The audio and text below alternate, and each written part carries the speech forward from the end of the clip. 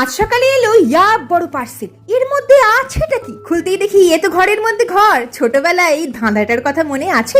Answer জানলে এক্ষুনি comment করো। সবগুলো খুলছিলাম এই সময় ফোন বাজলো। কিরে, অ্যানিভার্সারি গিফট কেমন লাগলো? এত সুন্দর রান্নার জিনিস বা ঘর সাজানোর জিনিস গিফট পেয়েছে আমার কি আনন্দ হয়। মেলায় গেলে না আমি কাপ প্লেটের দোকান দেখলেই চিপকে যাই। নতুন করে এতে কি বানাই? আজ তো আবার আমাদের মঙ্গল। তোমরা কারা কারা বজরংবলির মঙ্গলবারে নিরামিষ খাও অবশ্যই কমেন্ট করে জানিও। প্রথমে আলুটাকে কাঁটা চামচ দিয়ে ফুটো করে নুন দিয়ে সেদ্ধ করে নিলাম। এবারে তেলের মধ্যে জিরে ধনে ফোড়ন দিয়ে সবটাকে ভাজছি, হালকা হলুদ একটু জিরে গুঁড়ো দিয়ে। ফেটিয়ে রাখা টক দই দিয়ে সবটাকে সুন্দর কষিয়ে একটা সিম্পল মশলা বানাচ্ছি। টমেটো, আদা, লঙ্কা, এদিকে তিল, পোস্ত আর কাজু। মায়েরা কি কিউট হয় না? আমায় ফোন করে বলছে, দেখ এটা একটা ছড়ানো প্যান, তোর রান্না করতে না ভারী সুবিধা হবে।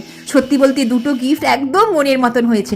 আমি লিঙ্কটা স্ক্রিনে ট্যাগ করে দিয়েছি, তোমাদের যদি লাগে অবশ্যই দেখে নিতে পারো। সবটা যখন সুন্দর কষে উঠবে, কাসুরি মেথি দিলেই কিন্তু আলুর দম রেডি। লোভ লাগছে? টপ করে খেয়েও লাইক করতে ভুলো না।